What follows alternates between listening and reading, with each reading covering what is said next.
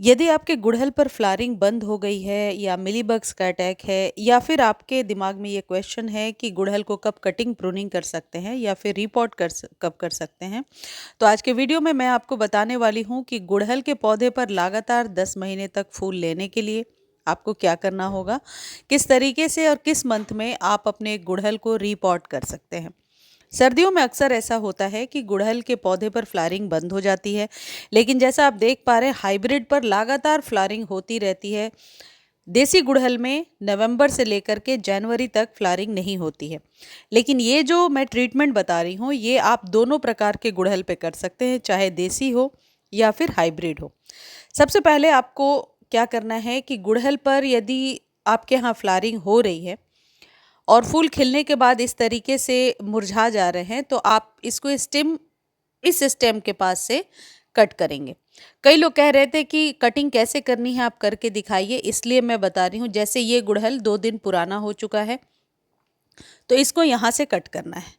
यदि इसमें और सारी कलियां नहीं बनी होती तो इन पत्तों के नीचे से भी हम कट कर सकते थे। यदि इन पत्तों के नीचे से कट करेंगे तो बहुत जल्दी पौधा बुशी होने लगता है। अब यदि गुड़हल को आप सोच रहे हैं डीप प्रूनिंग करने के लिए, देसी वाले जो गुड़हल हैं जो ये आपको दिख रहे हैं, यदि आप इसकी डीप प्रूनिंग के लिए सोच रहे हैं तो फैब में कर सकते हैं। अपने पौधे की कटिंग प्रूनिंग डीपली कर सकते हैं, यानी कि डीप कटिंग कहने का मतलब है कि पौधे को न्यू शेप देना या फिर पौधे को स्टेम के पास से कट करना। तो आप ये फैब में कर सकते हैं। यदि आपको रीपॉट करना है, गमला भर गया है, तब भी आप फैब में कर सकते हैं। साल में 2 बार, यानी रेनी सीजन में और जो बसंत का समय होता है, इसके लिए परफेक्ट होता है। गुड़हल के पौधे को यदि आप नए गमले में लगा रहे हैं तो जितना बड़ा पॉट पहले था उससे 1 या 2 इंच बड़े पॉट में ही लगाएंगे और मिट्टी को चेंज कर देंगे। न्यू सॉइल बनाकर लगाएंगे तो हमेशा आप फ्लावरिंग सालों भर अच्छी ले पाएंगे। गुड़हल के पौधे को क्योंकि धूप की रिक्वायरमेंट बहुत ज़्यादा होती है और सर्दियों में धूप कम मिलती है, इसलिए भी पौधा फ्लावरिंग नहीं करता है। तो जिस दिन आप रीपॉट कर रहे हैं उस दिन अपने पौधे को शेड में रखें, लेकिन 48 घंटे के बाद आप अपने पौधे को धूप में रख सकते हैं। सर्दियों में अक्सर एक कॉमन प्रॉब्लम देखने को मिलती है और वो ये कि गुड़हल में मिलीबग्स का अटैक होने लगता है। यदि आपके पौधे पर चींटियाँ या मिलीबग्स हैं तो फिर फ्लावरिंग लेना बहुत ही मुश्किल हो जाता है। तो जो कोई भी आप ट्रीटमेंट कर रहे हैं उसमें सबसे पहले आप मिलीबग्स को हटाने का ट्रीटमेंट कीजिए और उसके बाद आप पौधे को, यानी कि पौधे की जो सॉइल है उसको फीड कीजिए। साल में 1 या 2 बार सॉइल को बहुत अच्छे से फीड करना चाहिए, यानी कि 2-3 इंच ऊपर से गुड़ाई करके आप न्यू सॉइल, जिसमें कि वर्मी कंपोस्ट या फिर गाय के गोबर वाली खाद मिला करके आप ज़रूर दिया करें। माली का बताया हुआ नुस्खा भी वीडियो के अंत में मैं आपको बताऊंगी। देखिए, अभी आपको क्या करना है, यह है फिटकरी। फिटकरी साल में 2-3 बार आप अपने पौधे पर इस्तेमाल कर सकते हैं, बहुत ज़्यादा इस्तेमाल नहीं करना है। पैन में 1 बार ज़रूर इस्तेमाल कीजिए। इसको 2 तरीके से यूज़ कर सकते हैं, या तो इसे पानी में आप डालकर छोड़ दीजिए। पानी में जब आप इसे घोलेंगे तो 10 मिनट यदि पानी में रखेंगे तो पानी का कलर चेंज हो जाएगा। जैसा कि आप देख रहे हैं, यहाँ पर मैं आपको करके दिखा रही हूँ। ये जो फिटकरी है ये किसी भी ग्रॉसरी शॉप पर बहुत आसानी से मिल जाएगा। आप इसे 1 लीटर पानी में भी 1 से 1.5 लीटर पानी में डालकर 10 मिनट्स के लिए छोड़ सकते हैं। ये आपके पौधे पर कीटनाशक की तरह भी काम करता है और पौधे की सॉइल को एसिडिक बनाता है, अनुपात सही करता है, जिससे कि दोबारा से फूल लेना ईजी हो जाता है। इसे आप 10 मिनट्स तक करके अलग रखिए। वो बताने के पहले मैं एक चीज़ और बताती हूँ कि इसका दूसरा तरीका ये हो सकता है कि इसको आप कूट करके चूरा बना लीजिए और छोटे छोटे, इतने बड़े, यदि 10 इंच का कंटेनर है और पौधा कम से कम साल भर पुराना है तो इतने बड़े टुकड़े को आप सॉइल में भी दबा करके छोड़ सकते हैं और दोबारा 6 महीने के बाद इस प्रोसेस को रिपीट करना है यदि आप सॉइल में दबा रहे हैं। और यदि लिक्विड फॉर्म में आप इसका इस्तेमाल कर रहे हैं, जो अभी वीडियो में मैं आपको दिखाऊंगी, तो 3 महीने पर 1 बार आपको इस्तेमाल करना है। लिक्विड की मात्रा 1 गिलास या 1.5 गिलास के करीब हो सकती है, यानी आधा से 1 लीटर पानी आपको अपने गमले में डालना है।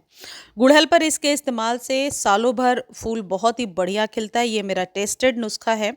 आप देख सकते हैं कि मेरे गुड़हल में बहुत अच्छी फ्लावरिंग हो रही है। लेकिन देसी वाले पर यदि आप इसका इस्तेमाल करते हैं, बस एक चीज़ ध्यान रखना, एक्सेस नहीं करना है। 10 मिनट्स ही आपको पानी में डाल करके रखना है फिटकरी को।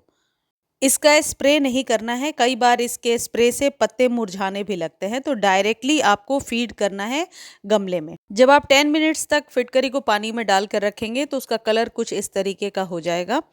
तो यदि 6 इंच का कंटेनर है तो 1 गिलास से थोड़ा कम ही पानी लगेगा। यदि 6 इंच से बड़ा कंटेनर है तो फिर आप 1 से 1.5 गिलास पानी भर के डाल सकते हैं। इसको डालने सुबह सुबह डाल दीजिए यदि सर्दियों में इस्तेमाल कर रहे हैं, और इसको डालने के बाद आपको कोई ऊपर से पानी अभी नहीं देना है, 1 से 2 दिनों के बाद ही वाटरिंग करनी है। अगला जो तरीका है, जो माली का बताया हुआ नुस्खा है, वो है नीम खली।